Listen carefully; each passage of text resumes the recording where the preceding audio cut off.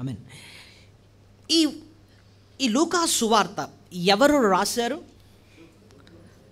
లూకా భక్తుడు రాశాడు, కరెక్టే. కానీ ఎప్పుడన్నా మనం వాక్యం గురించి మాట్లాడేటప్పుడు వాక్యాన్ని రాసింది ఎవరు అంటే ఎవరని చెప్పాలి తెలుసా మీరు జవాబు? పరిశుద్ధాత్మ దేవుడు. ఎవరండి? ముఖ్యంగా హీ ఈజ్ ద రైటర్. ఆయన మనుషుల్ని ఉపయోగించుకొని వాక్యాన్ని రాయించాడు. సో ముందు మనం ఘనత ఇవ్వాల్సింది ఎవరికి? పరిశుద్ధాత్మ దేవుడు. రైట్. చూడండి, నేను పెన్నుతో ఏదైనా రాశాను అనుకోండి, ఓకే, రాసింది పెన్నా నేనా? చెప్పండి. నేనే రాశాను. దేన్ని ఉపయోగించుకున్నాను? పెన్నును ఉపయోగించు. అలాగే దేవుడే వాక్యాన్ని రాశాడు, కానీ మానవుల్ని ఆయన ఉపయోగించుకొని ఆయన వాక్యాన్ని రాశాడు. నిజానికి వాక్యం గురించి ఆలోచిస్తే 66 గ్రంథాలు దేవుడు మనకిచ్చాడు. 1500 సంవత్సరాల వ్యవధిలో ఇవి రాశారు. 40 మంది కలిసి రాశారు. కానీ వాక్యాన్ని మనం చూస్తుంటే ఇంతమంది రాసినా ఇదంతా కూడా ఒకళ్ళే రాశారేమో అన్నట్టు అనిపిస్తుంది అన్నమాట. ఒక వచనం ఇంకో వచనానికి ఎప్పుడు పొత్తే ఉంటుంది అన్నమాట. అంతేగాని ఇప్పుడు చూడండి, కొంతమంది ఇద్దరు కలిసి రాశారంటే వాళ్ళు రాసింది ఇంకోళ్ళు రాసిన దానికన్నా నప్పదు ఒక్కొక్కసారి. కానీ every verse is complementing each other. చూడండి, ఇంగ్లీష్లో 2 పదాలు ఉంటాయి, కాంప్లిమెంటింగ్, కాంట్రడిక్టింగ్ అంటారనమాట. కాంప్లిమెంటింగ్ అంటే ఒకదానికి ఇంకో వచనం అంటే హెల్ప్ చేస్తుంది అర్థం చేసుకోవడానికి. కాంట్రడిక్టింగ్ అంటే అసలు ఆ వచనం దీని వచనానికి అసలు సంబంధమే లేదన్నమాట. సో అలాంటి హార్మనీ కనపడుతూ ఉంటుంది వాడు బైబిల్. ఎందుకంటే ఈ వచనాలన్నీ రాసింది ఎవరంటే పరిశుద్ధాత్మ దేవుడు. ఆయనే రాశాడు. 40 మంది ఆయన మనుషుల్ని వాడుకొని 15 సంవత్సరాల వ్యవధిలో రాశారన్నమాట 66 గ్రంథాలు. Every book compliments every other books of the Bible. అయితే ఈ వాక్యాన్ని మనం ధ్యానిస్తున్నప్పుడు ఇది దేవుని వాక్యం అన్న విషయాన్ని జ్ఞాపకం చేసుకుంటూ మనం ధ్యానించాలి. అయితే ఈ భాగంలో మనం ఏంటండి మనం అర్థం చేసుకోవచ్చు, ఏ సత్యాన్ని దేవుడు ఇందులో మన కోసం రాయించాడంటే లూక్ గురించి మనం అర్థం చేసుకుందాం ఈరోజు. ఎవరి కోసం అండి? లూక్. ఎందుకంటే ఈ గ్రంథాన్ని రాసింది ఎవరంటే దేవుడు ఎవరిని వాడుకున్నాడు? లూక్ అన్న భక్తుని వాడుకున్నాడు. లూక్ అన్న ఆయన జీవితం నుంచి అండి మనం ఇదేనో ఒక 6 పాఠాలు నేర్చుకోబోతున్నాం. 6 లెసన్స్ అనమాట. ఈ 6 పాఠాలు చాలా విలువైన పాఠాలు. సో మన ఆత్మీయ జీవితానికి ఎన్నో శ్రేష్టమైన సత్యాలు ఇందులో మనం చూస్తాం. అయితే ఈ భాగంలో లూకును గురించి మనం అర్థం చేసుకునే విషయాలు ఏంటండి అని మీరు చూస్తే మొట్టమొదటిది లూకా అన్న భక్తుడు దేవునికి ఏది ఇష్టమైనదో అది చేశాడండి. చెప్పండి. దేవునికి ఏది ఇష్టమైనదో అది చేశాడు. ఓకే, ఎలా చెప్పారండి అని అంటే మీరు చూడండి, లూకా అన్న భక్తుడు ఇక్కడ థియోఫిలా అన్న ఆయనకి రాస్తున్నాడు. చూడండి, ఫస్ట్ మాట ఏం రాస్తుంది? ఘనత వహించిన థియోఫిలా ఆయనకి రాస్తున్నాడు. ఆయన గురించి మనం తర్వాత చూద్దాం. కానీ అది ఇలా కిందకి వెళ్ళి చూస్తుంటే ఈయన ఒక పని చేశాడట లూకా అన్న భక్తుడు. ఏంటంటే చూడండి, లాస్ట్ 2 లైన్స్ చదువుతున్నాను. నిశ్చయముగా జరిగినవి నీవు తెలుసుకొనుటకు వాటిని అన్నిటినీ మొదటి నుండి తరచి పరిష్కారముగా తెలుసుకొని ఉన్న నేనును ఈ పేరట వాటిని గురించి వరుసగా రచించుట యుక్తమని ఏం చెప్తాను. చూడండి,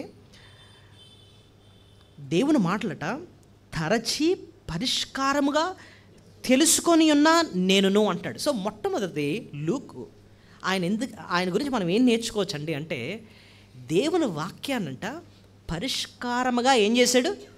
తెలుసుకున్నాడట. ఉందా లేదా చెప్పండి. వాటన్నిటినీ మొదటి నుండి తరచి పరిష్కారముగా తెలుసుకొని ఉన్నా నేనును అంటున్నాడు. సో దేవునికి ఇష్టమైన పని ఆయన చేశాడు అంటున్నాడు అండి. ఏంటండి ఆయన ఇష్టమైన పని అంటే ఏంటో తెలుసు ఎంతకి?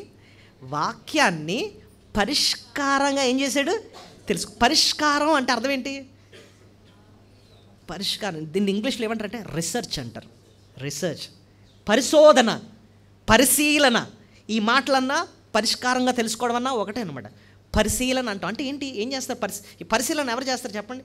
ఒక సైంటిస్ట్ ఏం చేస్తాడు? పరిశీలిస్తారు. ఒక పిహెచ్డి స్టూడెంట్ ఉంటాడు.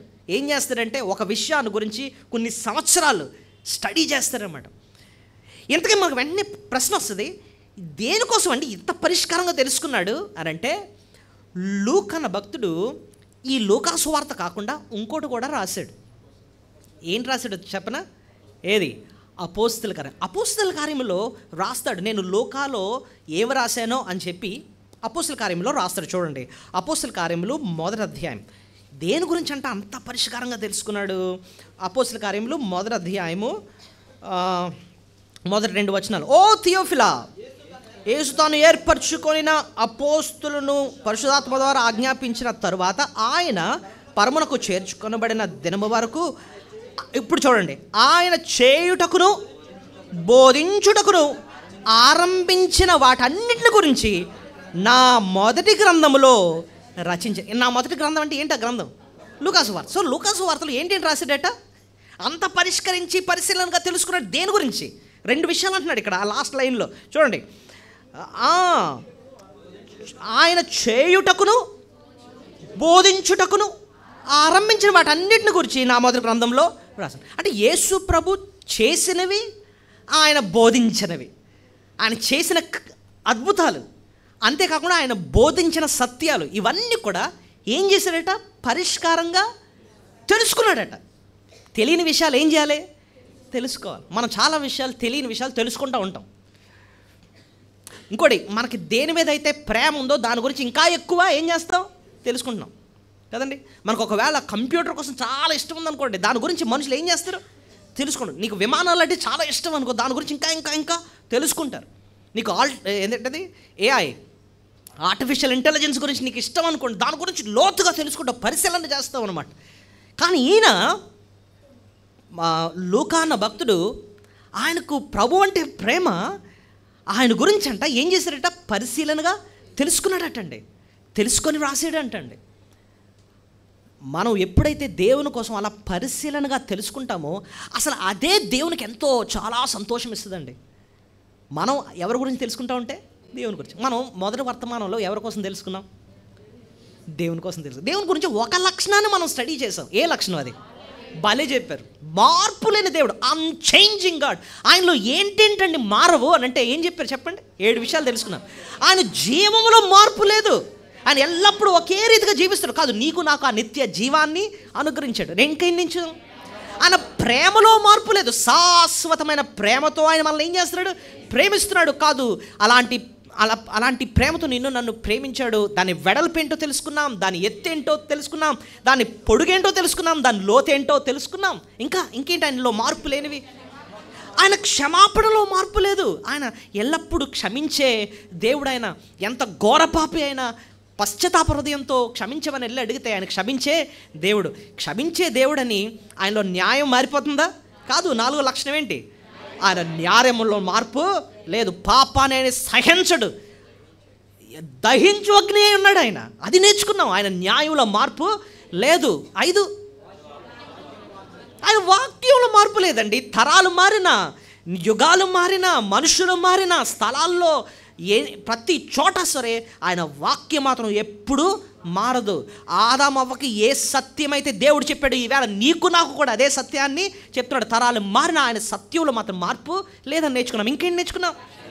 ఆయన ఇచ్చిన రక్షణలో మార్పు లేదు. ఆయన నిన్ను రక్షించాడు, క్షమించాడు, నీ ఆత్మ నరకం నుంచి రక్షించాడంటే ఆ రక్షణ స్థిరమైనది, శాశ్వతమైనది. మళ్ళీ తిరిగి నరకంలో నిన్ను మళ్ళీ ఏడు. ఆయన రక్షణ స్థిరమైనది, అది నేర్చుకున్నాం. ఇంకా ఆయన దైవత్వంలో మార్పు లేదా?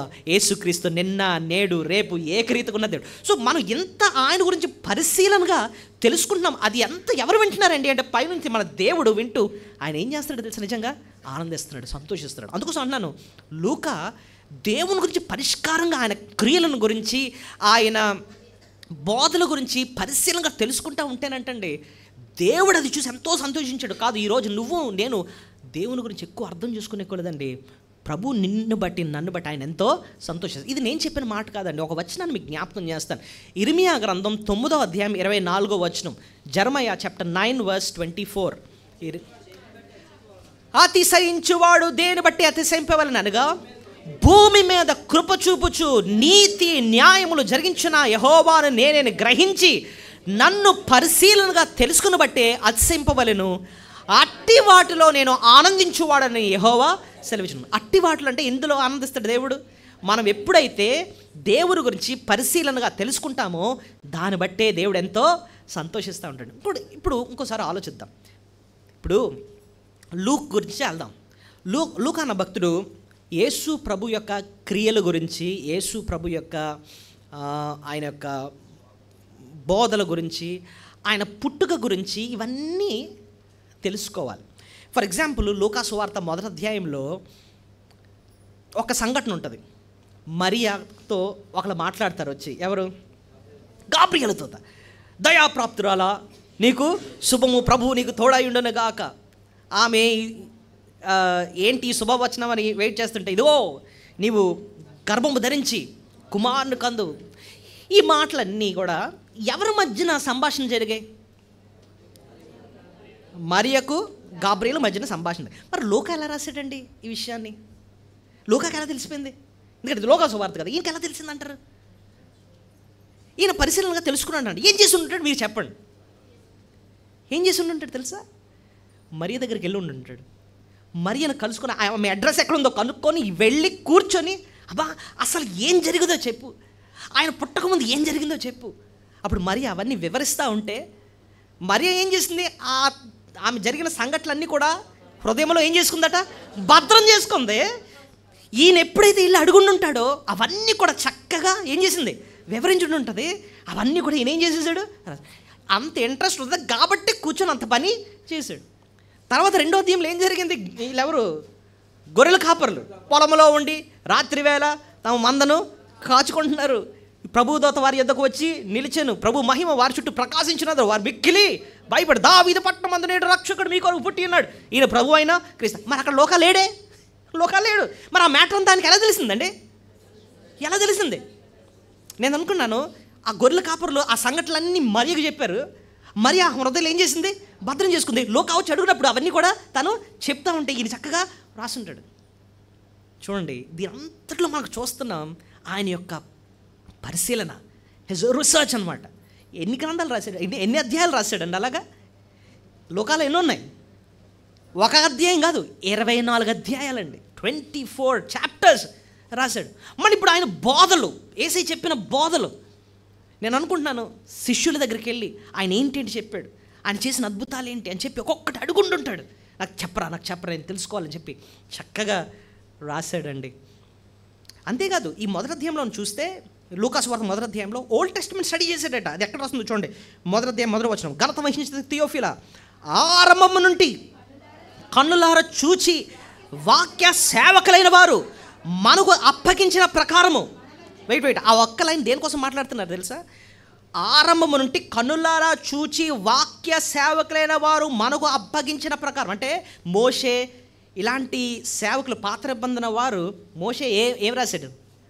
ఆదికాండం, నిర్మాకాండం, లేవికాండం, సఖ్యకాండం, ద్వితీయోపదేశకాండం, ఇవన్నీ ఎవరు రాశారు? మోషే. కొన్ని కీర్తనలు కూడా ఆయనే రాశాడు. ఇవన్నీ కూడా ఎలా రాశారు? వేరే ప్రవక్తలు ఎలాగైతే రాశారు. వాళ్ళందరి కోసం మాట్లాడుతూ వాళ్ళందరూ వాక్య సేవకులను రాస్తున్నాడు ఇక్కడ. ఆరంభము నుండి, పాత నిబంధన కాలం నుండి అంటే అర్థం, కనులారా చూచి వాక్య సేవకులైన వారు మనకేం చేశారు? ఆ సత్యాన్ని అప్పగించారు. సో ఆ మాటలన్నీ కూడా ఈయన స్టడీ చేశాడు. అందులో దేవుని గురించి ఏం రాస్తుందో అన్నీ అర్థం చేసుకున్నాడు. ఇంకా నెక్స్ట్ లైన్, మన మధ్య నెరవేరిన కార్యములు గూర్చి వివరముగా వ్రాయుటకు అనేకులు పూనుకున్నారు గనుక. సో ఇవి కూడా అంటే ఆ కాలంలో జరిగిన సంఘటనల కోసం కూడా ఈ మెన్షన్ చేస్తున్నాడు అనమాట. సో మొత్తం మీద లూకా ప్రభువుని గురించి తెలుసుకోవడానికి ఎన్ని ప్రయత్నాలు చేయాలో అన్ని ప్రయత్నాలు కూడా ఆయన చేశాడు, రీసెర్చ్ చేశాడు, అర్థం చేసుకున్నాడు, కూర్చొని చక్కగా రాస్తున్నాడు. ఏమంటే మన జీవితంలో గుర్తుపెట్టుకోవాలి, ప్రభు నీ బట్టి నా బట్టి ఆయన సంతోషించాలంటే ఒక పని చేయాలి. ఏంటో తెలుసా? ఆయన గురించి నువ్వు అర్థం చేసుకోవాలి, తెలుసుకోవాలి. ఈ సంవత్సరం అంతా అయింది. 2023లో ప్రభువుని గురించి తెలిసిన సత్యాల కంటే 2024లో ఇంకా ఎక్కువ ఆయన గురించి నీకు తెలియాలి. నాకు తెలియదండి అంటే నీకు నిజంగా ఆయన మీద ఏం లేనట్టు. ప్రేమ, నిజంగా ఆయన మీద ప్రేమ ఉంటే ఆయన గురించి నువ్వేం చేస్తావు? తెలుసుకుంటావు. కొత్త సంవత్సరంలో ఇంకా కొత్త విషయాలు తెలుసుకోవాలి. ఆరాధన వర్తమానం అందుకోసం అంత ప్రాముఖ్యం అండి. ఆరాధన వర్తమానంలో మనం దేవుని గురించి ఎక్కువ ఏం చేస్తాం, తెలుసుకుంటూ ఉంటాం. ఏ కీర్తన ధ్యానించినా, ఏ క్రొత్త నిబంధనలో కానీ ప్రాథమికంగా ఏ భాగం ధ్యానించినా దైవ లక్షణాలు అన్నీ మనం చూస్తూ ఉంటాం. ఆయన ప్రేమ, ఆయన శక్తి, ఆయన గొప్పతనం, ఆయన కృప అర్థం చేసుకుంటూ ఉంటాం అనమాట. నీ హృదయం నిండా ఆయన గురించి నిండిపోవాలి. అప్పుడే నీ జీవితంలో సంతోషం ఉంటుంది. నేను ఇందాక చెప్పాను, భక్తుడు అంటాడు, నేను రాత్రి జామున మంచం మీద ఉండి నీ గురించి నేను ధ్యానిస్తున్నప్పుడు క్రొవ్వు మెదడు దొరికినంతగా నా హృదయం ఏమవుతుంది, తృప్తి. నీ జీవితంలో దేవుడి తృప్తిని అనుభవించాలంటే ఒకటి, ప్రభువుని గురించి నువ్వు అర్థం చేసుకో, ఆయన గురించి అర్థం. చాలామందికి ఏంటంటే పాస్టర్ గారి గురించి తెలుస్తుంది, ఏసీ గురించి చెప్పరా అంటే ఆయన మళ్ళీ అది రాదు. మరి ఎవరి కోసం చెప్తాడు? పాస్టర్ గారి గురించి. పాస్టర్ గారి గురించి ఎందుకు, ఆయన మనిషి అంతే. Don't make people your heroes. మనుషుల్ని హీరోస్ చేసుకోవద్దు. ఏసైనే నీ దైవం, ఆయనే నీ హీరో ఉండాలన్నమాట. అప్పుడు ఆయన గురించి నీకు అర్థమవుద్ది. సో నేను ఈ మధ్యన ఏం చేస్తున్నానంటే యెషయా గ్రంథంలో కొన్ని భాగాలు ధ్యానిస్తున్నాను అనమాట, రీసెర్చ్ చేస్తున్నాను, అర్థం చేసుకోవాలి. నేను ఈ మధ్యన యెషయా గ్రంథం 55వ అధ్యాయంలోనండి మొదటి 2 వచనాలు మాత్రమే కూర్చొని ధ్యానిస్తున్నాను. అలాగా అసలు ఏంటి దేవుని యొక్క ఉద్దేశం ఏంటి, అందులో ఏంటి దాచి ఉంచాడు అని చెప్పి అలాగా స్టడీ చేస్తూ ఉంటే దేవునికి సువార్త గూర్చిన మనసు లేదా అన్యజనులకు సువార్త చెప్పాలన్న మనసు ఎంత ఉందో ఆ 2 వచనాల్లో కనపడుతూ ఉంటుందండి. యెషయా గ్రంథం 55వ అధ్యాయం ఒకసారి తీయండి, చెప్తాను. యెషయా గ్రంథం, దప్పికొని వారులారా నా యొద్దకు రండి. చూడండి ఒకసారి చదవండి మాటలు. దప్పికొని వారులారా నేళ్ల యొద్దకు రండి, రోకలు లేని వారులారా మీరు వచ్చి కొని భోజనం చేయడి. రండి, రోకలు లేకపోయినను ఏమయో నేయకయే ద్రాక్షారసము పాలను కొనుడి. ఆహారము కానిదాని కొరకు మీరేలా రోకలిచ్చెదరు? సంతుష్టి కలుగజేయని దాని కొరకు మీ కష్టార్జితం ఎందుకు వ్యయపరిచెదరు? నా మాట జాగ్రత్తగా ఆలకించి మంచి పదార్థములు భుజించడి. మీ ప్రాణం సారమైన దాని యందు కంపెనీయుడి. చెవి యొగ్గి నా యొద్దకు రండి, కమ్ టు మీ. చూడండి అసలు ఈ వచనాల్ని యొక్క సారాంశం, అసలు మీనింగ్ ఏంటి అర్థం అవ్వాలంటే ఏం చేయాలండి? మీరైతే ఏం చేస్తారని నన్ను అడిగారు అనుకోండి, ఫస్ట్ నేను చేసేది ఏంటంటే అసలు సందర్భం ఏంటో అర్థం చేసుకుంటాను. దాని ఏ సందర్భంలో ఈ మాటలు మాట్లాడారని అర్థం చేసుకుంటాం. ఈ సందర్భం అంటే ఎలా అర్థం అవుద్దండి అంటే కొంచెం వెనక్కి వెళ్ళాలి. కొంచెం వెనక్కి వెళ్తే ఇది ఎంత, యెషయా 55 కదండి, 54, 53 అక్కడి నుంచి వస్తూ ఉండాలి ఫ్లో.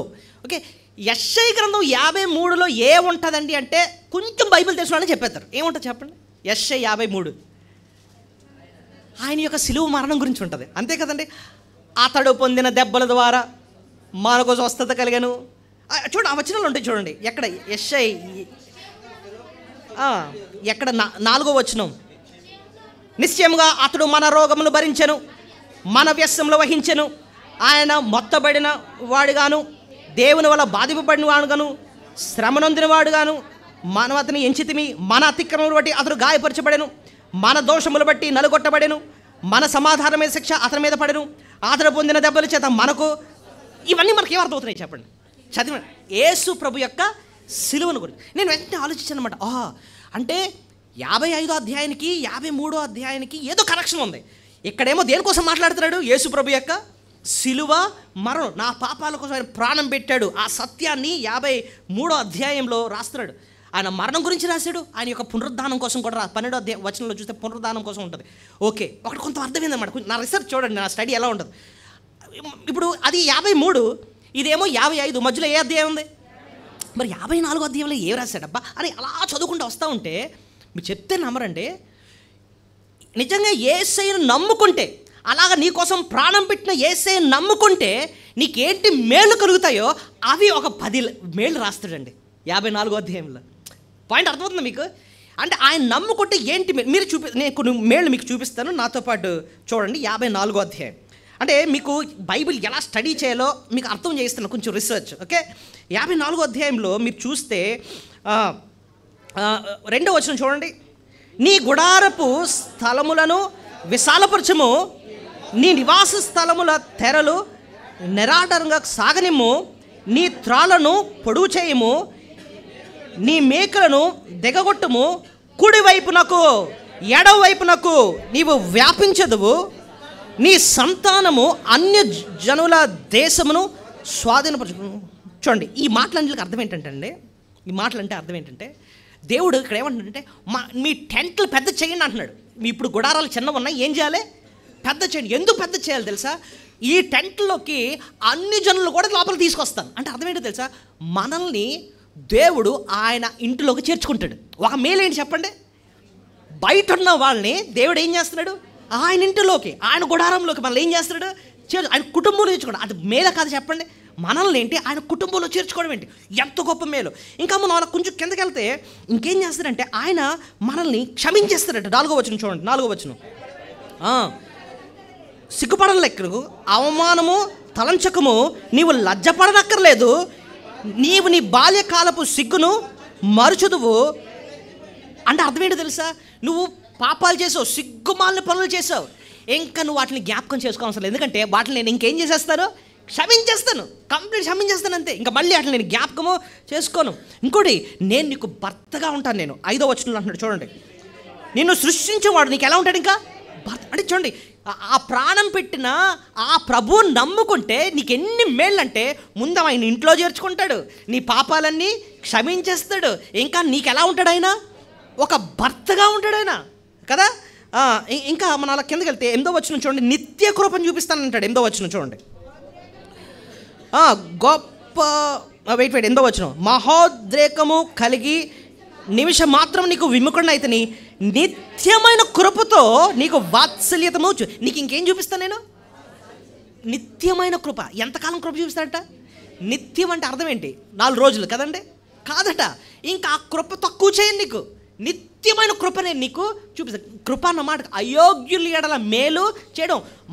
మనం అయోగ్యులమే, ప్రభు మేలు ఆశీర్వాదాలు పొందడం, కానీ మనం అయోగ్యులమే. కానీ ప్రభు అంటున్నాడు ఇంకా నిత్యమైన నేను నీకు కృపను చూపిస్తాను. ఇదొక మేలు. చూడండి, నా రీసెర్చ్లో ఎన్ని విషయాలు దేవుడు తేటపరుస్తున్నాడు. ఇంకా మనం కొంచెం కిందకి వెళ్తూ ఉంటే 10వ వచనంలో చూడండి, లోకానికి తీర్పు తీరుస్తున్నప్పుడు కూడా ఆయన మన ఎడల కృప చూపిస్తాడట. 10వ వచనం, పర్వతములు తొలగిపోయినను మెట్టలు తత్రిలను నా కృప నిన్ను విడుదు. లోకానికి ఒక రోజు తీర్పు వస్తుంది, పర్వతాలు తొలగిపోతాయి, మెట్టలు తత్తరలుతూ ఉంటాయి, భూమి మీదకి అగ్ని పంపించబోతున్నాను. కానీ ఆ టైంలో నీకు నేనేం చూపిస్తాను?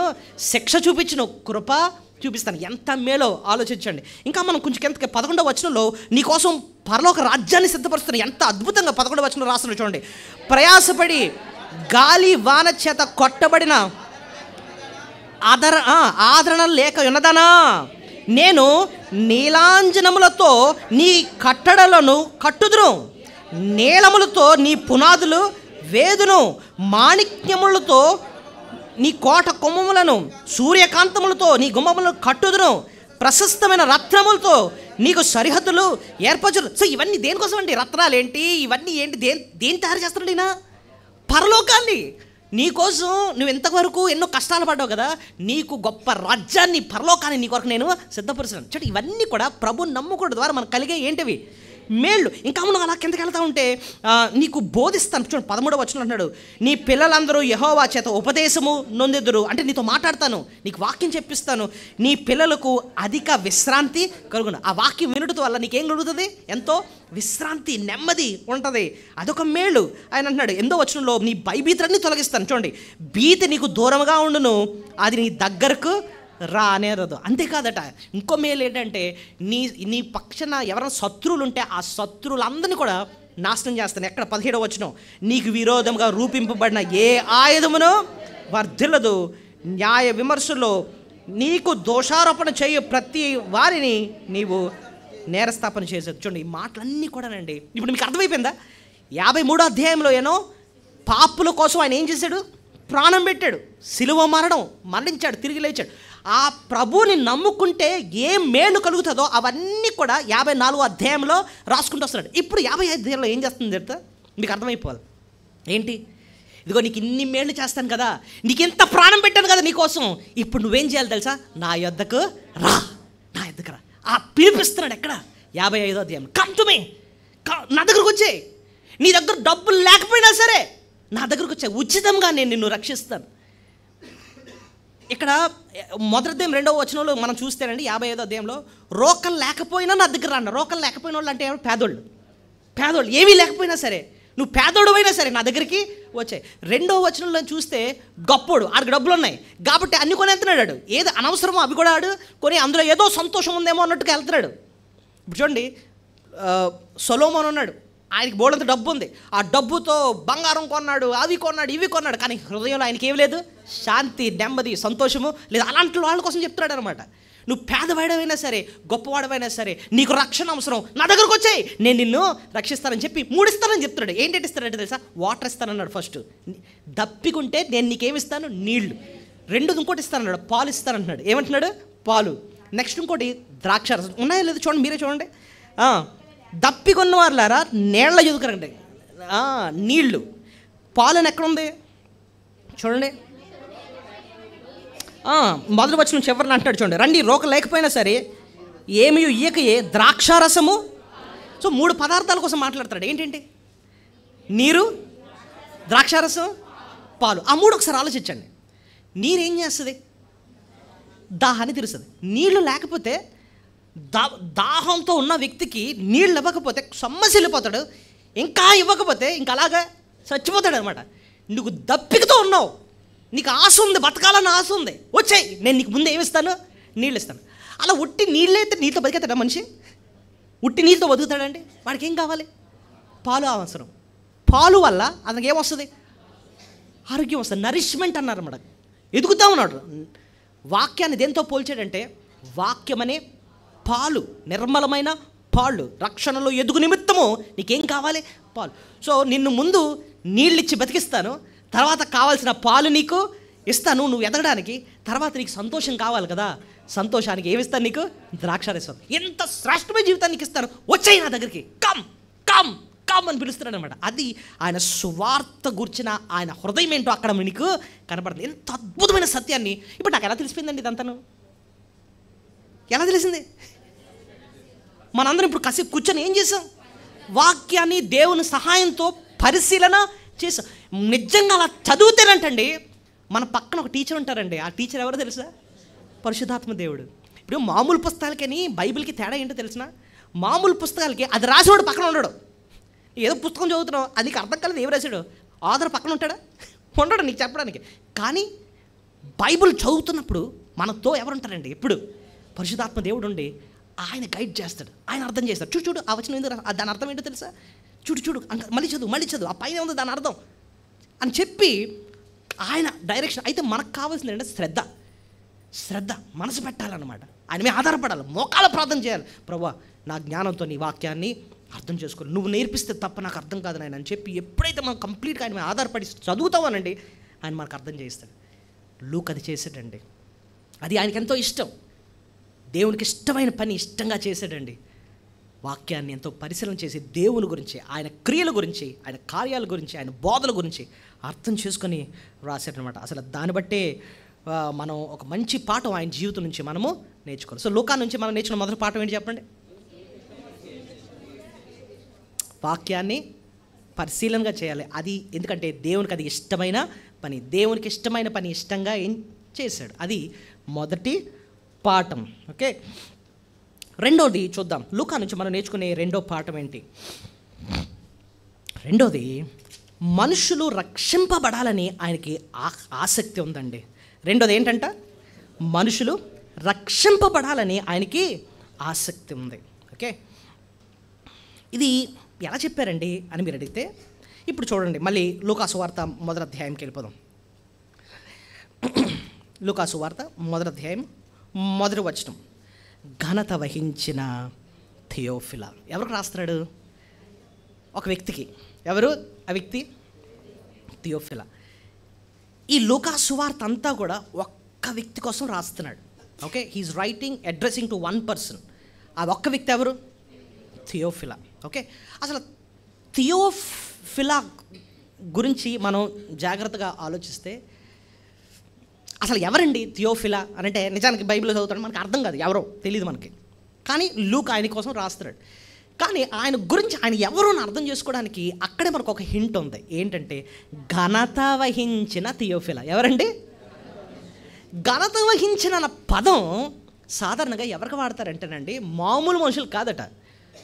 అయితే రాజులు లేకపోతే గవర్నర్స్ అన్న వాళ్ళకే ఏ పదం వాడతారు? ఘనత వహించిన అన్నమాట. ఎలా చెప్పారండి మీరు అని అంటే, బైబిల్ చదివితే మనకు అర్థం అవుతాయి. అపోస్తల కార్యములు 26, 25 అక్కడ చూస్తే ఒక రాజు ఉంటాడు. ఆ రాజుకి ఇదే పదాన్ని వాడారు. చూడండి, అపోస్తల కార్యములు 26వ అధ్యాయము 25వ వచనం. యాక్ట్స్ 26-25. అందుకు పౌలు ఇట్లా, నేను మహాఘనత వహించిన ఫేస్తు, నేను వెర్రివాడును కాను కానీ సత్యమును స్వబుద్ధియు గల మాటలే చెప్పుచున్నాను. రాజు ఈ సంగతులు ఎరుగను గనుక అతని ఎదుట నేను ధైర్యంగా మాట్లాడుచున్నాను.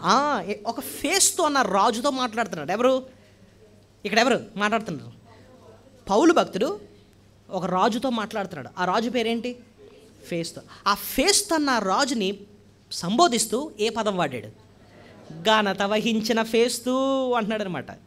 ద మోస్ట్ ఎక్సలెంట్ అంటున్నాడు. ఆ మాటకు అర్థం ఘనత వహించిన, ద మోస్ట్ ఎక్సలెంట్.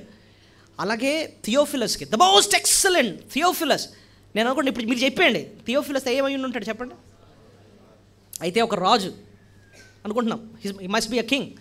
మరి అలాంటి ఆయనకి, ఒక రాజుకి వాక్యం చెప్పే అంత అవకాశం ఒక సామాన్యుడైన లూక్కి ఎలా వచ్చిందండి అంటే, లూక్ ఎవరు? బాగా చెప్పారా? ఆయన పని ఏంటో తెలుసా? ఒక డాక్టర్ గారండి. బైబిల్లో లూక్ గురించి మనం స్టడీ చేసిన తర్వాత చెప్తాను. అది కూడా ఒక డాక్టర్ అయినా, ఒక డాక్టర్ కాబట్టి ఈ థియోఫిలస్కి ఏమై ఉంటాడు చెప్పండి? ఒక పర్సనల్ డాక్టర్ అయి ఉంటాడు. థియోఫిలస్కి అనారోగ్యం వచ్చినా ఈ వైద్యం చేస్తున్నాడేమో. ఆ వైద్యం చేస్తున్నప్పుడు ఒక మాట అని ఉంటాడు, సార్ మీకు అనారోగ్యం వస్తే నేను మీకు ట్రీట్మెంట్ ఇస్తున్నాను, కానీ మనుషులకి రోగాల్లో ఒక రోగం ఉందండి, ఆ రోగానికి నేనైతే ట్రీట్మెంట్ ఇవ్వలేనండి అన్నాడు. ఏంటి, ఏం రోగం బాబు అని అంటే, పాపం అన్న రోగం ఉందండి. ఈ రోగం మామూలు రోగాలు మహా అయితే చంపుతాయి, కానీ ఈ పాపం అన్న రోగం నరకాన్ని తీసుకెళ్ళిపోద్దండి, అంత శిక్ష వస్తుంది. మరి దాని నుంచి తప్పించుకోవాలంటే ఏంటి అని అంటే, అందుకోసమే ఒక ఆయన మీకు పరిచయం చేస్తాను. ఆయన ఎవరో తెలుసా? యేసుక్రీస్తు. ఆయన ఎవరో తెలుసా? రక్షకుడు. ఆయన ఎవరు? He is a saviour. ఆయన గురించి నేను మీకు బోధిస్తున్నాను వినండి అని చెప్పి ముందు బోధించాడటండి. బోధించాడని ఎక్కడ రాస్తుందండి అంటే, అక్కడే ఉంటుంది చూడండి.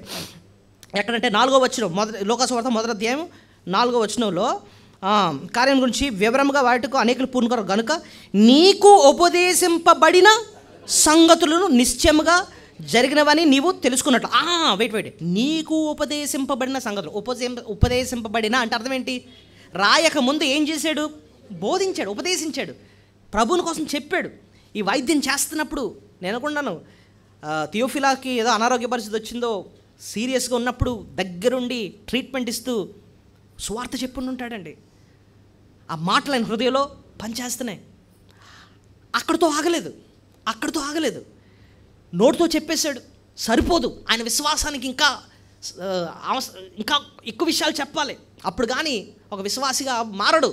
కాబట్టి కూర్చొని ఏం చేశాడంటే 24 అధ్యాయాలు ప్రభుని గురించి రాసి ఈ థీసిస్, ఈ లూకా సువార్తను తీసుకొచ్చి ఈ వ్యక్తికి ఇస్తున్నాడు. సార్ మీకోసమే నేను రాసి పరిశీలనగా తెలుసుకొని యేసయ్య గురించి తెలుసుకొని మీకు ఇస్తున్నాను, మీరు విని చదివి యేసయ్య నీ సొంత రక్షకుడిగా అంగీకరించాలని ఈ విషయాలు మీకు తెలియజేస్తానని చెప్పి సువార్త చెప్పాడు. సో రెండోది, లూకాను గురించి మనకు అర్థమవుతుంది ఏంటంటేనండి, ఆయన ఒక మనిషి రక్షింపబడాలని ఎంతో ఏముంది ఆయనకి? ఆసక్తి ఉందన్నమాట. ఒక రక్షింపబడాలన్న ఆశ ఉంది. అందుకోసమే ఆయనకి ముందు బోధించాడు, తర్వాత ఇవన్నీ కూడా రాసి మళ్ళీ ఆయనకి ఇస్తాడు. ఇంకో విషయం అండి, లూకా అన్న భక్తుడు యేసు ప్రభుని ఏ రీతిగా పరిచయం చేస్తున్నాడు థియోఫిలస్కి అని చూస్తే, ఒక రక్షకుడిగా పరిచయం చేస్తున్నాడు. లూకా సువార్త 2వ అధ్యాయంలో ఈ మాట అంటాడు, దావీదు పట్టణమందు నేడు రక్షకుడు మీ కొరకు పుట్టి ఉన్నాడు, ఈయన ప్రభువైన క్రీస్తు. సో లూకా సువార్తలో యేసు ప్రభుని ఏ రీతిగా పరిచయం చేస్తున్నాడు? ఆయన ఎవరైనా రక్షకుడు, పాపుల రక్షకుడు. ఇంకో విషయం, మనకి ఎన్ని సువార్తలు ఉన్నాయి? 4 సువార్తలు, మత్తయి, మార్కు, లూకా, యోహాను. ఒక్కొక్క సువార్తలో ఒక్కొక్కళ్ళు యేసయ్యని ఒక్కొక్క పద్ధతిలో పరిచయం చేశారు లోకానికి. మత్తయ్య యేసయ్యని ఏమని గురించి చెప్తున్నాడు తెలుసా? ఆయన రాజు, యూదుల రాజుగా పుట్టినవాడు ఎక్కడున్నాడు. సో మాథ్యూ ఆయన ఎలా చెప్తున్నాడంటే యేసయ్య ఎవరు? ఒక రాజు అని చెప్పి చెప్తున్నాడు. మార్కు ఎవరిని చెప్పగలరా? మార్క్ ఎలా ఇంట్రడ్యూస్ చేశాడు జీసస్ని? పరిచారకుడిగా. మనిషి కుమారుడు పరిచారము చేయించుకొనుటకు రాలేదు కానీ పరిచారము చేయుటకును అనేకులకు ప్రతిగా విమోచన క్రైదనుగా తన ప్రాణం పెట్టడానికి వచ్చాడు. ఆయన ఒక పరిచారకుడిగా, ఒక సర్వెంట్గా పరిచయం చేస్తాడు, ఒక పరిచారకుడిగా. లూక్ మీరు చెప్తున్నారు యేసయ్య ఎవరట? ఒక రక్షకుడిగా పరిచయం చేశాడు. యోహాన్ ఎలా పరిచయం చేశాడు చెప్పగలరా? దేవుని కుమారుడు, దేవుని కుమారుడు. ఎక్కడ రాస్తుందండి యోహాను సువార్త చూస్తే? యోహాను 20:31 ఉంటుంది చూడండి. జాన్ 20:31 యోహాను ఎలాగా ప్రభుని పరిచయం చేశాడు? యేసు దేవుని కుమారుడైన క్రీస్తు అని మీరు నమ్మునట్లు, నమ్మి ఆయన నామమందు జీవం పొందినట్లు ఇవి వ్రాస్తున్నాను. యోహాన్ అంటున్నాడు అన్నమాట. ఇవన్నీ ఎందుకు రాసింది తెలుసా? యేసు దేవుని కుమారుడు, ఆయన దేవుడని మీరు నమ్మి ఆయన యందు విశ్వాసం ఉంచి జీవం పొందాలని ఈ విషయాలు నేను రాస్తాను. So Matthew is introducing Jesus as the king. Mark is introducing Jesus as the servant. Luke is introducing Jesus as the saviour. And John is introducing Jesus as the son of God. Mattayi ఏమో రాజుగా ఆయన పరిచయం చేస్తూ ఉంటే, mark ఒక పరిచారకుడిగా పరిచయం చేస్తుంటే, Luke ఏమో ఒక రక్షకుడిగా పరిచయం చేస్తున్నాడు. యోహానేమో ఆయన దేవుని కుమారుడుగా, దేవుడిగా, దేవుని కుమారుడు అంటే దేవునితో సమానుడు, దేవునిగా ఆయన్ని పరిచయం చేస్తున్నాడు అన్నమాట. సో ఈ లూక్ థియోఫిలస్గా రాస్తూ, థియోఫిలస్ నీ ఒక్కడికి రాస్తున్నాను ఈ విషయాలు, నువ్వు మారాలని నీకు చెప్పాను, అయినా నువ్వు ఇంకా విశ్వాసం ఉంచట్లేదు కాబట్టి నేను పరిశీలన చేశాను, ఆయన గురించి అర్థం చేసుకొని ఇంకా కొత్త విషయాలు అర్థం చేసుకొని రాశాను. 24 అధ్యాయాలు రాశాను నీకోసమే, నువ్వు ఇంకా విశ్వాసం ఉంచుతావని అని చెప్పిస్తున్నాడు. ఆ రైటింగ్లోనే మనకు అర్థమవుతుందండి ఆయనకు ఆ ఒక్క వ్యక్తి రక్షింపబడాలి, నరకం తప్పించుకొని పరలోకంకి వెళ్ళాలన్న భారం ఆయనకి కనబడుతుంది. సో మనకు కూడా ఏముండాలి తెలుసా అండి? మన తోటి స్నేహితులేంటి, మన బంధువులేంటి, వాళ్ళు కూడా దేవుని గురించి తెలుసుకోవాలని, వాళ్ళు రక్షింపబడాలని, వాళ్ళు పరలోకంకి వెళ్ళాలని ఆ భారం నీకు నాకు ఉండాలి. నిన్న రాత్రి ఒక మీటింగ్ అయింది, ఒక సిస్టర్ గారు పెట్టారనమాట వాళ్ళ ఇంట్లో మీటింగ్. వాళ్ళ బంధువులందరూ పిలిపించారు. అక్కడున్న అందరూ కూడా ఒక రకంగా చెప్పాలంటే అవిశ్వాసులు, దేవుని ఎరగని వారు, విగ్రహాలు పూజించేవాళ్ళు అనమాట. కానీ ఇల్లు నిండిపోయింది అందరితోనూ. వాళ్ళు ఒకళ్ళు కూడా నాకు తెలియదు అనమాట. కానీ చక్కగా కూర్చొని వాక్యం విన్నారు, సువార్త చెప్పిన ప్రభువుని గురించి, ఆయన ఎంత ఆశ్రయం, ఆయన నమ్ముకుంటే ఎంత గొప్ప రక్షణ చెప్తా ఉంటే అందరూ చక్కగా వింటున్నారు, రాతో పాటు వెనకని చెప్తున్నారు పాయింట్స్ అన్నీ. తర్వాత వాళ్ళని చాలా అభినందించాను. చూడండి, మీకు ఆ భారం ఉంది, నేనే రక్షింపబడటమే కాదు, నా తోటి బంధువులు కూడా, వాళ్ళు కూడా ప్రభుని తెలుసుకోవాలి, వారు పాపక్షమాపణ పొందాలి. నేను ఆ భారం మనకు అది చూసే ప్రభు చాలా సంతోషిస్తాడు. అది మనందరికీ ఉండాలి. నేను ఇందాక యెషయా గ్రంథం 55వ అధ్యాయంలో ప్రభువుకి అదే భారం ఉందా లేదా చెప్పండి. రండి, నీకు డబ్బులున్నా డబ్బులు లేకపోయినా ఉచితంగా ఇచ్చే రక్షణను కొనుక్కోండి, రండి అని చెప్పి పిలుస్తున్నాడు కదా. అలాంటి భారం నీకు నాకు కూడా ఉండాలన్నమాట. సో అది రెండో పాఠం. ఏంటి 2 పాఠాలు మనం నేర్చుకున్నాం చెప్పండి. మొదటిది దేవునికి ఇష్టమైనది ఇష్టంగా చేశాడండి, పరిశీలనగా ఆయన గురించి తెలుసుకున్నాడు. రెండోది మనుషులు రక్షింపబడాలని ఆయనకి ఏముంది, ఆయనకి ఆసక్తి ఉంది. అందుకోసం థియోఫిలస్కి బోధించాడు, తర్వాత ఏమో రాసి మరీ ఆయనకి ఇస్తున్నాడు. మూడోది లూకా నుంచి మనం నేర్చుకునే మూడో పాఠం ఏంటంటే అండి, దేవుడు ఆయనకు అప్పచెప్పిన చిన్న బాధ్యతల్లో నమ్మకంగా ఉన్నాడు. దేవుడు ఆయనకు అప్పచెప్పిన చిన్న చిన్న బాధ్యతల్లోనే ఆయన ఎలా ఉన్నాడు, నమ్మకంగా ఉన్నాడు. ఏంటండి దేవుడు ఆయనకు అప్పచెప్పిన చిన్న బాధ్యత ఏంటండి అని మీరు అనొచ్చు. లూక్ యొక్క సంఘంలో ఎంతమంది విశ్వాసులు తెలుసా? ఎంతమంది విశ్వాసులను దేవుడు ఆయనకు అప్పచెప్పాడు తెలుసా? ఎవరి కోసం రాస్తున్నాడండి? ఒక్క వ్యక్తి, ఒకే వ్యక్తి. సో చిన్న బాధ్యత దేవుడు ఇచ్చాడు. లూక్, నీకు బాధ్యత ఈ ఒక్కరి జీవితం. ఆ రాజు ఉన్నాడే థియోఫిలా, ఆ వ్యక్తిని నువ్వు రక్షించాలి, అతనికి వాక్యం చెప్పి అతని భక్తిలో పెంచాలి. అదొకటే నీకు బాధ్యత అని దేవుడు అప్పచెప్పాడు. ఆ ఒక్క విషయంలో నేను ఎలా ఉన్నాడు, చిన్న విషయమే, ఎలా ఉన్నాడు, నమ్మకంగా ఉన్నాడండి. నమ్మకంగా ఉన్నాడు కాబట్టే కష్టపడి యేసు ప్రభువుని గురించి ఆయన యొక్క బోధలు, ఆయన యొక్క క్రియలు అన్నిటి గురించి పరిశీలనగా తెలుసుకొని బోధించాడు. అంతేకాకుండా ఒక గ్రంథాన్ని రాయించి మరి సహితం ఇస్తాడు. ఎంతమంది కోసం? ఒక్కడి కోసం. చూడండి, మనం అసలు ఆ సంఘాన్ని, లోకా గారి సంఘాన్ని అసలు సంఘం లెక్కనే వేయం. అంత బాబు లోకా గారు మీరు మీ సంఘం ఎంతమంది ఉంటారండి అంటే ఒకలే ఉంటారండి అంటే, అయితే అసలు సంఘమే కాదు. మా లెక్కలో సంఘం అంటే కనీసం 500 మంది ఉండాలి, కనీసం 1000 మంది ఉండాలి. అప్పుడే మా దృష్టిలో ఏంటది సంఘం కాదు. లూకా అంటున్నాడు నాకు ఒకలే ఉన్నారు. దేవుడు ఒక్కొక్కసారికి మనకి చిన్న పరిధి ఇస్తాడండి. దేవుడికి కావాల్సిన సంఖ్య కాదు, దేవుడికి కావాల్సిన నమ్మకత్వం, నమ్మకం. అందుకోసం ఆయన లాస్ట్లో అనేటప్పుడు ఆయన అంటాడు, బలా నమ్మకమైన మంచి దాసుడా, గుడ్ అండ్ ఫెయిత్ఫుల్ సర్వెంట్. ఆయన నీకు ఒకరు అప్పచెప్పారు, ఇద్దరు అప్పచెప్పారు. ఆ చిన్న బాధ్యతను నువ్వు నమ్మకంగా చేయాలి. దేవుడు ఒక్కొక్కసారి నీ బిడ్డలనే నీకు బాధ్యత అప్పచెప్తాడు. ఆయన ఒకటే అంటాడు, నీకు 3 బిడ్డలు ఇచ్చాను, నీకు 4 బిడ్డలు ఇచ్చాను, నీకు 2 బిడ్డలు, నీకు ఒక్క బిడ్డలు ఇచ్చాను. ఆ బిడ్డను భక్తిలో పెంచే బాధ్యత నీది, అంతే, అదే నీ బాధ్యత అంటాడు. ఆ పరిధిలో నువ్వు ఎలా ఉండాలి చెప్పండి? నమ్మకంగా ఉండాలన్నమాట, అంతే. సో చిన్న విషయాల్లో నమ్మకంగా ఉంటే దేవుడు పెద్ద విషయాల్లో నీకు బాధ్యతలు ఇస్తాడు. లూక్ చిన్న విషయంలో నమ్మకంగా ఉన్నాడండి. ఆ ఒక్కడు కోసమని ఏ గ్రంథం రాశాడు? లూకా సువార్త రాశాడు. ఆ గ్రంథం ఎంతమందికి ఆశీర్వాదకరంగా మారింది చెప్పండి? కొన్ని వేల లక్షల మంది ఆ గ్రంథం చదువుతూ ఈవేళ నువ్వు నేను కూడా ఆ గ్రంథాన్ని ధ్యానిస్తున్నావు. నువ్వు నేను మేలు పొందుతున్నావు.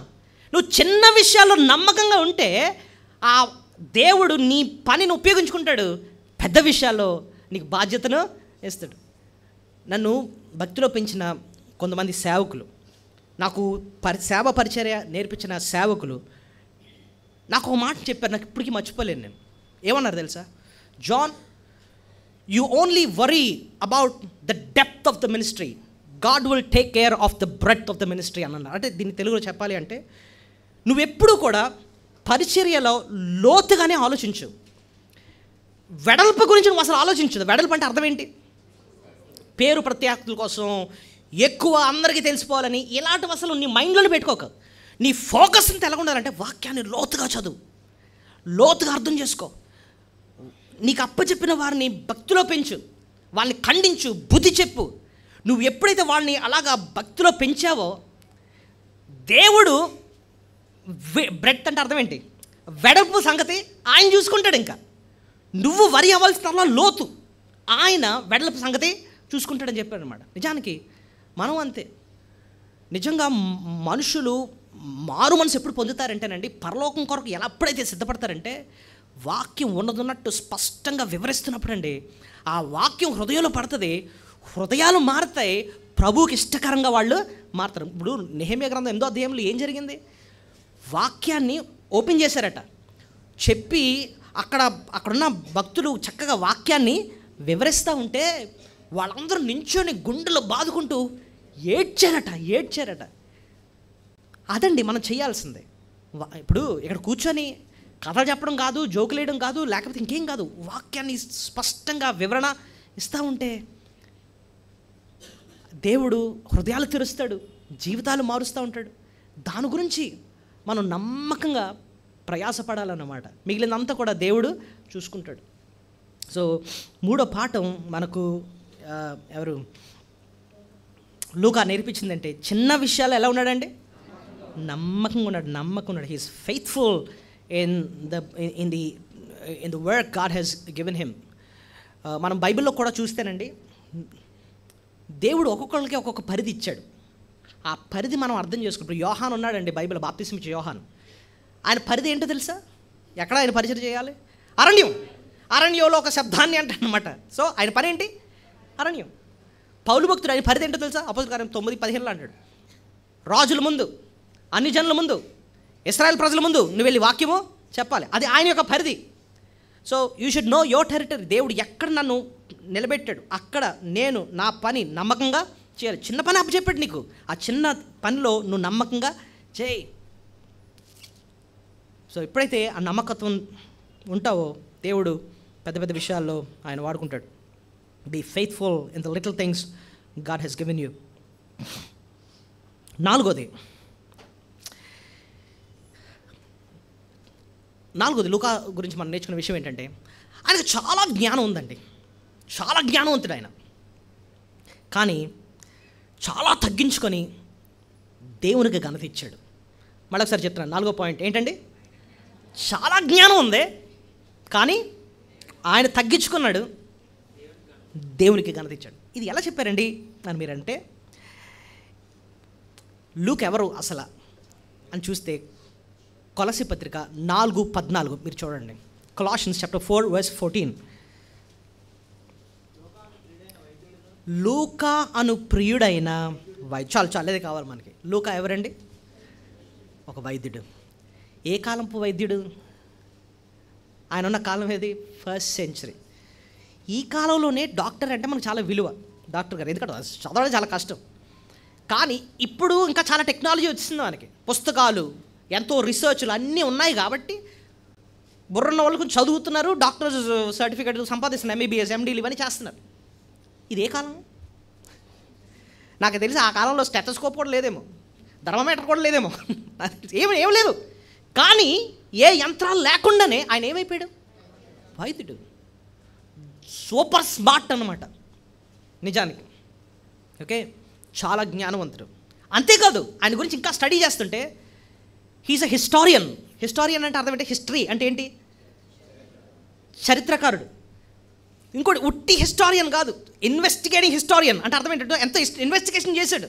మరియనుతో మాట్లాడాడు, మాట్లాడాడు, అవి చదివాడు, ఇవి చదివాడు, అవన్నీ చదివి 24 అధ్యాయాల గ్రంథాన్ని రాశాడు. So he is a historian, investigating historian. He is a doctor. ఎంత జ్ఞానవంతుడు, ఎంత జ్ఞానవంతుడే. ఆయన దీనత్వం ఏంటో చెప్తున్నా అండి. 24 అధ్యాయాలు రాసిన ఈ గ్రంథంలో ఆయన పేరు ఎక్కడ కూడా రాయలేదండి. ఆయన పేరు ఎక్కడ రాయలేదు. సాధారణంగా మనుషులు దేనికోసం ప్రయాసపడతారు తెలుసా? పేరు రావాలి. నేను ఇంత కష్టపడ్డాను, అర్జెంట్గా నా పేరు నాకు రావాలి, ఈయనే చేసాడు ఇదంతా అని చెప్పి రావాలి. కానీ ఎక్కడో కూడా ఆయన పేరును మెన్షన్ చేయాలి. మీరు అనొచ్చు, అయ్యో పైన లోకా సువార్త అని చెప్పి క్లియర్గా ఉంది కదండి అని మీరు అనొచ్చు. కానీ ఒక విషయం చెప్పాలి మీకు. అసలు లూకా భక్తుడు రాసింది ఎక్కడి నుంచి తెలుసా? బైబిల్లో నిజంగా మీరు చెప్తే మీకు ఫస్ట్ ఘనత వహించిన అన్న మాట ఉంది చూసారా? ఆ ఘనత అక్కడి నుంచి మొదలుపెట్టాడండి ఆయన రాయటం. పక్కన అంకెలు ఆయన రాయలేదు, అంటే ఈ 1 2 3 ఇవి రాయలేదు ఆయన, ఈ పైన హెడ్డింగ్ కూడా ఆయన రాలేదు. మరి జనాలకు ఎలా తెలిసిందండి ఈయనే రాశాడు అని అంటే, అపోస్తల కార్యములు రాస్తున్నప్పుడు నీ థియోఫిలకు రాస్తూ, ఇగో నేను మొదటి గ్రంథం రాస్తున్నప్పుడు నీకు ఆయన గురించి నేను రాశాను కదా, ఆయన క్రియల గురించి అవన్నీ రాశాను కదా అని చెప్పి అంటాడు అపోస్తల కార్యంలో. ఇంతకీ ఏంటబ్బా ఆయన రాసిన మొదటి గ్రంథం చూసుకుంటే ఇది ఒకటి దొరికింది. ఓహో, ఇది కూడా లూకాయే రాశాడని చెప్పి గ్రంథకర్తలు ఏం చేశారంటే దీనిపైన లూకా సువార్త అనే హెడ్డింగ్ పెట్టారు. అంతేగాని ఆయన తన గురించి ఎక్కడా కూడా రాయలేదు. ఎందుకు రాయలేదండి అంటే ఆయన బాధ ఒకటే, మనుషులు నా గురించి తెలుసుకోకూడదు. ఎవరి కోసం తెలుసుకోవాలి? ప్రభుని కోసం తెలిస్తే చాలు.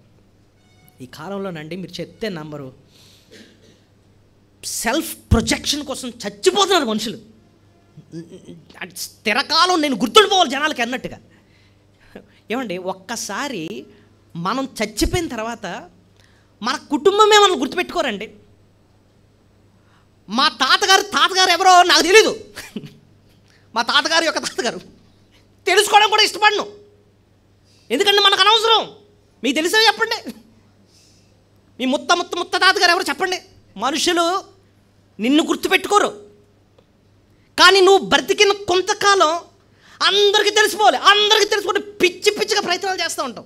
మన ఫోటోలు వేసేసుకోవడం, మన గురించి రాసేసుకోవడం, మొత్తం అందరూ నా గుర్తు పెట్టేసుకోవాలి అర్జెంటుగా. ఇది కాదండి మనకు ఉండాల్సిన విశ్వాసి. నేను తగ్గాలి, ఆయన హెచ్చింపబడాలి. అది యోహాన్ అంటాడు, నేను తగ్గాలి. నా గురించి కాదు, అర్థం చేసుకో. నన్ను తెలుసుకుంటే జనాలకి ఏ మేలు జరగదు. మనిషిని నేను. ఎవరన్నా తెలుసుకోవాల్సింది యేసు ప్రభుని గురించి. ఆయనలో దొరికేదే నిత్యజీవం, ఆయనలో దొరికేదే పాపక్షమాపణ, ఆయనలో దొరికేదే ఆత్మరక్షణ. ఆయన తెలుసుకుంటారా బాబు, నా పేరు కాదు అని చెప్పి కనీసం ఆయన పేరు కూడా ఎక్కడ రాయలేదన్నమాట. నేను తగ్గాలి, ఆయనే హెచ్చింపబడాలి, ఆయన గురించి తెలుసుకోవాలి. అది ఆయన యొక్క లక్షణం మనం ఇక్కడ చూస్తున్నాం. సో లూకా నుంచి మనం నేర్చుకునే 4వ శ్రేష్టమైన పాఠం ఏంటంటే, ఆయన తగ్గించుకున్నాడు, దేవునికి ఘనత ఇచ్చాడు. చాలా జ్ఞానే, చెప్పుకోవాలంటే బోల్డ్ అని చెప్పుకోవచ్చు ఆయన గురించి, కానీ ఎక్కడ కూడా తన గురించి రాయలేదు. తను రాసిన 24 అధ్యాయాల్లో కూడా ఎక్కడ తన గురించి రాసుకోలేదండి. అది 4వ పాఠం మనం నేర్చుకుంటున్నాం. 5వ పాఠం, దేవుడు తనకు ఇచ్చిన జ్ఞానాన్ని మళ్ళీ దేవుని కోసమే వాడాడు. మళ్ళీసారి చెప్తున్నాను, లూకా దేవుడు తనకిచ్చిన జ్ఞానాన్ని మళ్ళీ ఎవరి కోసం వాడాడు? మళ్ళీ దేవుని కోసం వాడాడు. అది 5వ పాఠం. 4 పాఠాలు ఏం నేర్చుకున్నాం చెప్పగలరా? కమా, జస్ట్ గుర్తు చేసుకున్నాం. మొదటిది, దేవునికి ఇష్టమైనది ఇష్టంగా చేశాడు, ఆయనకు పరిశీలనగా తెలుసుకున్నాడు. రెండోది, మనుషులు రక్షింపబడాలని ఆసక్తి చూపించాడు, అందుకోసమే బోధించాడు థియోఫిలాకి, తర్వాత రాశాడు కూడా. మూడోది, తనకు అప్పచెప్పిన చిన్న బాధ్యతలోనే నమ్మకంగా దేవుని పని చేశాడు. ఆ ఒక్క థియోఫిలా కోసమే ఇదంతా రాసేసాడు. అయితే ఆ చిన్న విషయాల్లో నమ్మకం ఉంటే దేవుడు ఘనంగా వాడుకుంటాడు. ఆ గ్రంథాన్ని దేవుడు ఈవేళ నీ దగ్గర, నా దగ్గర కూడా తీసుకొచ్చాడు. 4వది, చాలా జ్ఞానవంతుడే కానీ తను తగ్గించుకున్నాడు, దేవుని ఘనత ఇచ్చాడు. 5వది, దేవుడు తనకిచ్చిన జ్ఞానాన్ని మళ్ళీ దేవుని కోసమే వాడాడు. ఏమండి, అసలే డాక్టర్ గారు, ఆ కాలంలో డాక్టర్ అంటే రేర్. ఇప్పుడు మీకు ఎక్కువ మంది మెడికల్ కాలేజెస్ అని, డాక్టర్స్ అని ఎక్కువ మంది చదువుకుంటున్నారు. మన కాలంలోనే ఒక 50 సంవత్సరాల క్రితం వెళ్తే ఒక ఊర్లో ఎక్కడో ఒక డాక్టర్ గారు ఉండేవారు. అంతేగాని అవును కదా చెప్పండి, ఒక డాక్టర్ గారు చదివారంటే చాలా గొప్ప అన్నమాట, చాలా రేర్. ఇది ఏ శతాబ్దం? 1st century. ఆ టైంలో లూకా గారు డాక్టర్ అంటే నిజంగా నాకు తెలిసి ఒక ఏరియా ఒక ప్రపంచంలోనే అరుదుగా కనిపించే డాక్టర్లో ఈయన ఒకడనమాట. సో నిజంగా ఈయన చాలా జ్ఞానవంతుడే. నిజానికి ఏం చేయొచ్చు చెప్పండి? నిజమే ఈయన బిజినెస్ మైండ్ ఉంటుంటే ఏం చేస్తాడు? మల్టీ స్పెషాలిటీ హాస్పిటల్ లూక్ పేరు వాడు కట్టేద్దరు. ఇటుపక్క Luke medical college and research centre ఇదొకటి పెట్టేద్దుడు.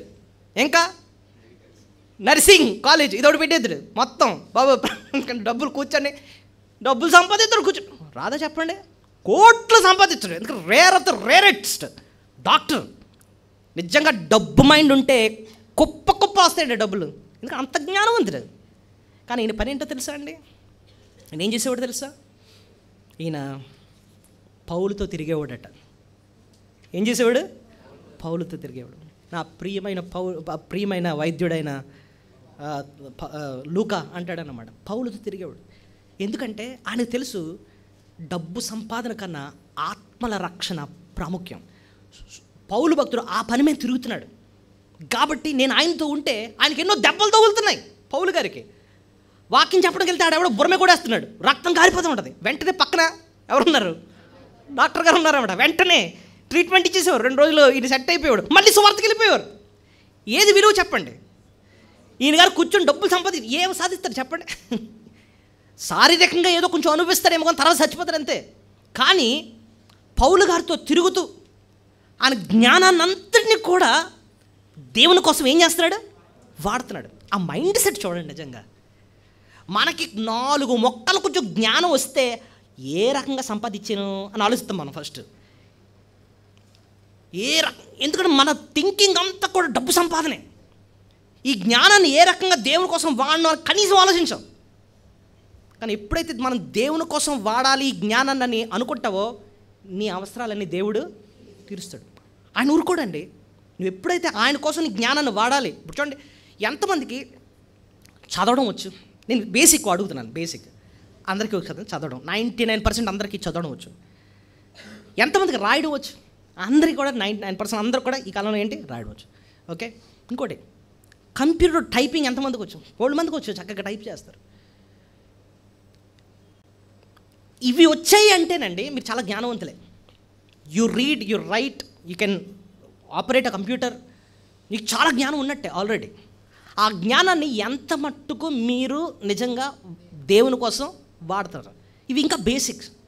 మిమ్మల్ని ఒక కాగితం ఇచ్చి మీకు ఏంటేంటి వచ్చో మీ లిస్ట్ రాయండి అంటే తెగ రాసేస్తారు మీరు. నాకు జావా వచ్చు, ఏంటంటే .NET వచ్చు, పైథాన్ వచ్చు, కోబ్రా వచ్చు, మొత్తం అనుకోండి. మామూలుగా అంటున్నాను కానీ నాకు అన్ని వచ్చు, అది వచ్చు, ఇది వచ్చు. దేనికోసం వాడుతున్నామంటే డబ్బు సంపాదన. దేనికోసం? ఇంకో కోర్సు కూడా చేసేస్తున్నాను. దేని బాబు అంటే ఇంకా కూడా డబ్బులు వస్తాయి కదా అది చేస్తే. నిజంగా కానీ లూక్ అదే మైండ్ సెట్ ఉంటే ఎవరు సోలొమన్ ఏంటి అంతకంటే ఎక్కువ సంపాదించిద్రేమో, అదే మైండ్ సెట్ ఉంటుంటే. But his mind was not about making money. ఏం సంపాదించేస్తాను ఇక్కడ, 4 రోజులు చచ్చిపోతాను తర్వాత. ఈయన సువార్త చెప్తున్నాడు, ఈయనతో తిరిగితే ఆయన కొంచెం వైద్యం చేస్తూ ఉంటే ఈ జ్ఞానాన్ని అందరినీ దానికోసం వాడితే ఇంకా కొంచెం ఎక్కువ సువార్త వెళ్తుంది. ఆయన పక్క నుండి సువార్త చెప్తున్నాడు అనమాట. ఆ మైండ్ సెట్ తెచ్చుకుందామండి. డబ్బు ఇవ్వాల్సింది ఎవరు చెప్పండి? దేవుడు ఇస్తాడు. అది అనుభవించేటట్టు చేసేది కూడా ఎవరు చెప్పండి?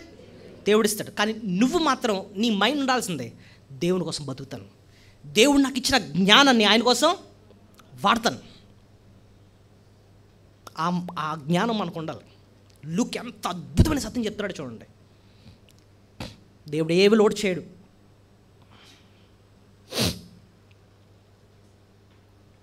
ఆఖరి పాఠం చాలా విలువైన పాఠం చెప్పి నేను ముగిస్తాను. లూకా నుంచి 5 విషయాలు నేర్చుకున్నాం. లూకా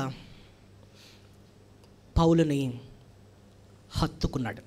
లూకా ఏం చేశాడండి? పౌలుని హత్తుకున్నాడు. అది ఎక్కడ రాస్తుందండి?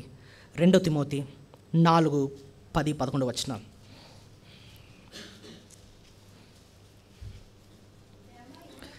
తిమోతి 4:10-11. దేమా ఇహలోకమును స్నేహించి నన్ను విడిచి దశలోనికి వెళ్ళాను. అసలు ఇక్కడ పౌలు ఎవరెవరు తన్ని విడిచిపెట్టేశారో చెప్తున్నాడు. దేమా ఆయన్ని విడిచిపెట్టేశాడట. ఇంకా క్రేసు గలతీయకు, తీతేమో దల్మాతీయకును వెళ్ళిపోయారు. లూకా మాత్రమే నా యొద్ద ఉన్నాడు. ఆ మాట చూడండి. ఈ 2 తిమోతి ఇంకా పౌలు ఆఖరిలో ఇంకా చచ్చిపోక ముందు, ఆయన ఇంకా కొన్ని రోజుల్లో ఊరి తీసేస్తారు. ఆ టైంలో రాస్తున్న గ్రంథం అన్నాడు. This the last book 2 Timothy. ఆ టైంలో ఎవరెవరు ఆయన్ని ఒంటరి చేసేసారో అన్నట్టుగా అందరూ వెళ్ళిపోయారని చెప్పి రాస్తున్నాడు. అఫ్కోర్స్ కొంతమంది పరిచర్య నిమిత్తం వెళ్ళిపోయారు. దేమా ఏమో కంప్లీట్గా వదిలేసి వెళ్ళిపోయాడు.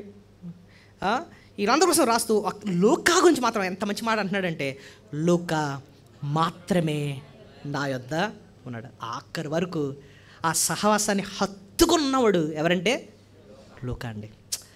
నాకు ఆ మాట విన్నప్పుడు కళ్ళని నిద్రిపోయండి. నిజమైన విశ్వాసాలండి, దేవుడు నన్ను రక్షించి ఒక సహవాసంలో నన్ను పెట్టాడు. అక్కడ నాకు నీరు పోస్తున్నాడు, వాక్యాన్ని ఇస్తున్నాడు, నన్ను భక్తిలో పెంచుతున్నాడు, నా మొరలు ఆలకిస్తున్నాడు అని చెప్పి ఒక సంఘంలో నిన్ను పెట్టినప్పుడు ఆఖరి వరకు ఎలా ఉండాలి తెలుసా? హత్తుకొని ఉండాలి. లూకా ఎలాగైతే పౌలును హత్తుకొని ఉన్నాడు అండి, అలాగే ఎలా ఉండాలి తెలుసా? మనం హత్తుకొని ఉండాలి. నేను గత వారం రూతు గురించి చెప్పాను. నయోమి నేను ఏం చేసింది? హత్తుకుంది. నీ జనమే నా జనము, నీ దేవుడే నా దేవుడు, నువ్వు మృతునందుని చోటనే నేను మృతునందును, మరణం తప్ప ఏది నిన్ను నన్ను వేరు చేయదు. అక్కడే పాతి పెట్టబడాలి, అంతేగాని ఎవ్వరు కూడా నిన్ను నన్ను వేరు చేయరు. ఆ రీతిగా మనం దేవుని సంఘంతో హత్తుకొని జీవించాలి. కొంతమంది ఎలా ఉంటారంటేనండి, హత్తుకోరు, అది తిరుగుతూ ఉంటారు అన్నమాట. వాళ్ళకి భక్తి ఉండదండి, భక్తి ఉండదు.